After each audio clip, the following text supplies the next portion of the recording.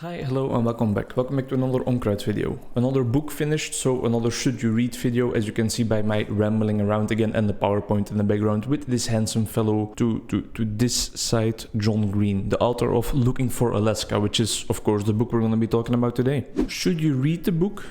In short, I always like to answer the question at the start of the video so you get your money's worth out of it immediately, even though you don't pay for it.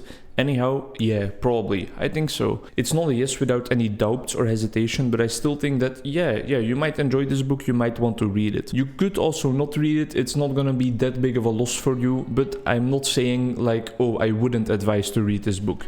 I think for the fiction novel that it is, it packs quite a punch, and I think it's just a nice addition to your Goodreads profile.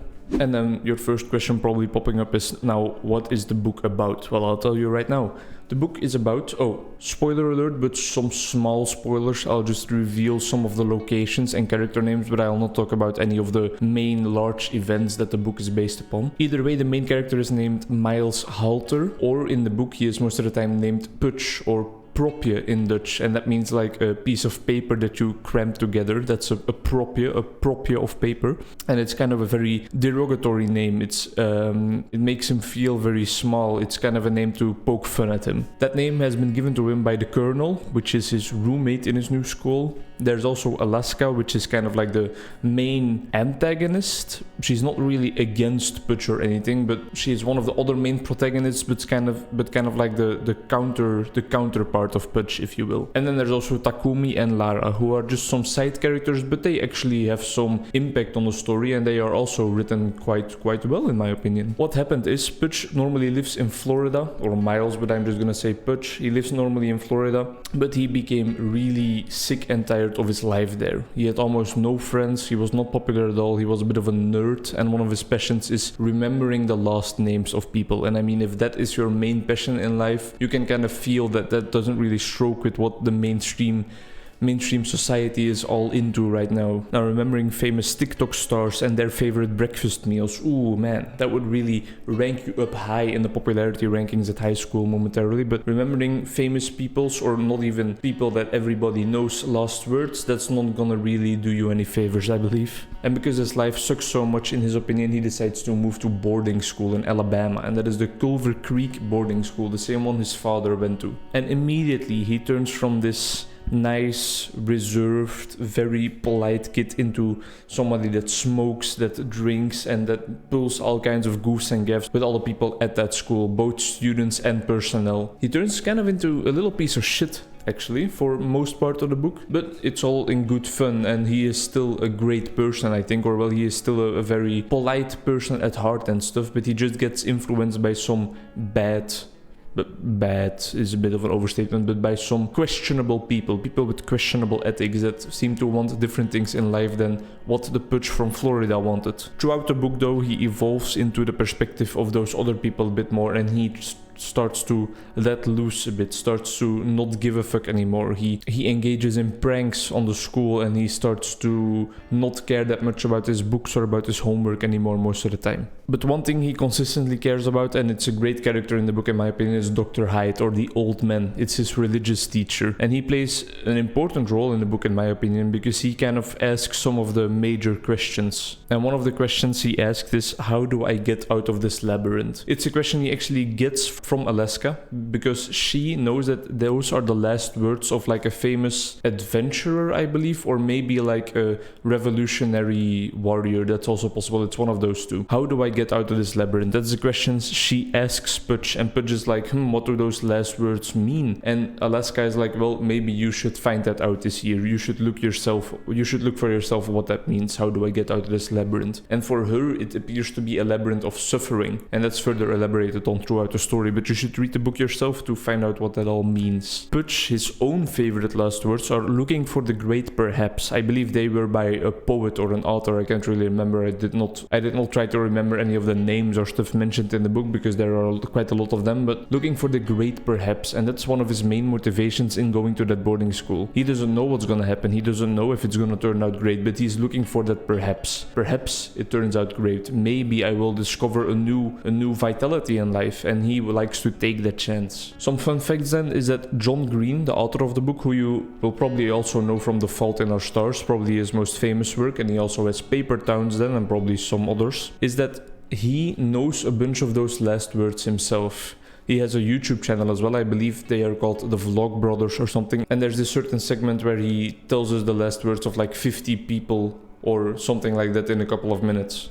Another fun fact is that if I am correct on my source material, this was actually his first novel. So this was like his first entry into the literary world. And it's quite a strong start in my opinion. Now, why would I advise you to read the book? That's of course where the pros and cons come in. And for the pros, one of the largest selling points for me in this book is the way that it is structured and how it uses its headings to kind of build up to this large life-turning event. I'm not going to tell you what the event is, but it's really cool that you get this sense of waiting the entire book, like from the start.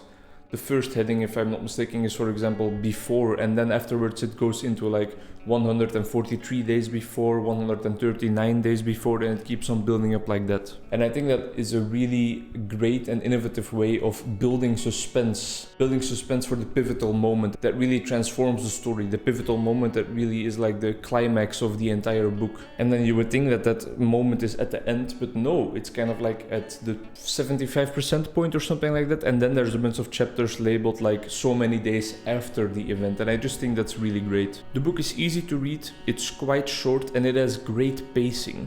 The story advances. I think that it's not written too slowly. I think that events happen at a steady pace and it keeps you intrigued, it keeps you hooked. It captures your attention and it keeps moving forward. You don't have to wait a while for events to happen. There's not a lot of cliffhangers. The story just progresses at a steady pace. It's interesting enough to prompt a reread. I actually already read it in my second grade of high school. And that is because the assignment then was to read a book that you could read while traveling. Therefore, because of that assignment, I read it in sleeper format. You can see that the title here in Dutch is The Big Perhaps, so it's not Looking for Alaska, but it's the same book.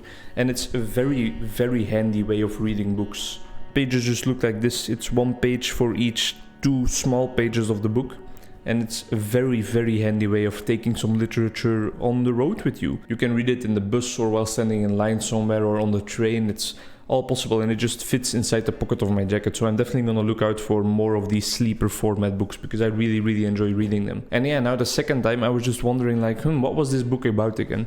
I remembered some of the aspects and I remembered the big event, of course, but at the same time it still didn't fail to amaze me, to really capture me again, to kind of drag me along in their story and their adventures again. And I found it very, very enjoyable enough to prompt a reread, that's for sure. The final pro, and something that might be quite controversial for other readers of the book, is that the characters are, in my opinion, a bit dynamic. Some of the characters might be a bit one-sided, but I'm thinking about, for example, the Eagle, which is like the head director of the school, and he tries to prevent any problems from happening or any bad stuff. He prevents children doing any bad stuff, partaking in any pranks. But at the end of the story, he all of a sudden shows his large heart and he shows mildness and compassion. So that's a dynamic character as well. And then especially the head character, the main protagonist, Miles or Pudge, he goes through this entire evolution I already talked about. He turns from this wimpy kid that is like a target for bullying to somebody that can hold his own and somebody that doesn't take all that crap that life throws at him. And why I say it's a controversial point, because I believe that a lot of people that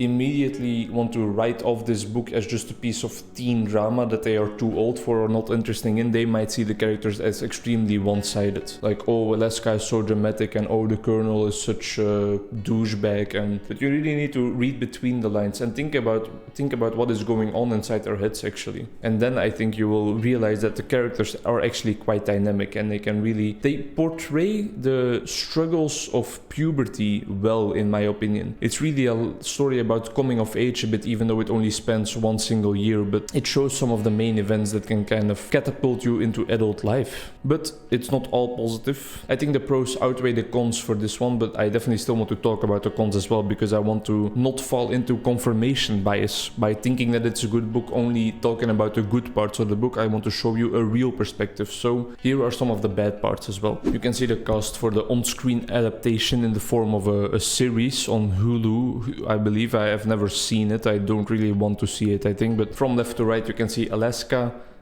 Pudge, the Colonel, and Takumi. But the cons, it's what I'm actually here to talk about, and that is that, as I said, some people, not me personally, but might find it a bit too teen drama-y. Some of the topics you encounter are, of course, drinking alcohol, smoking, getting in trouble on school in general, getting your first girlfriends, getting your first sexual encounters, and teenage love, of course, is very prevalent in the book. And some people might not find that the most interesting topics to read upon, because they are not the most philosophically stimulating topics to read about. They are just not that deep, you know? That's what I'm trying to say. Some parts of the book, and this is my own criticism, feel a bit rushed. As I talked about his transition from this wimpy, derpy kid into a badass that smokes and drinks and leaves all his cares behind, I think that's a bit too fast. I think that a person in his actual situation will have spent more time kind of struggling with the transition. But if they would portray that accurately, I feel like my pro about the pacing of the book might not be applicable anymore. So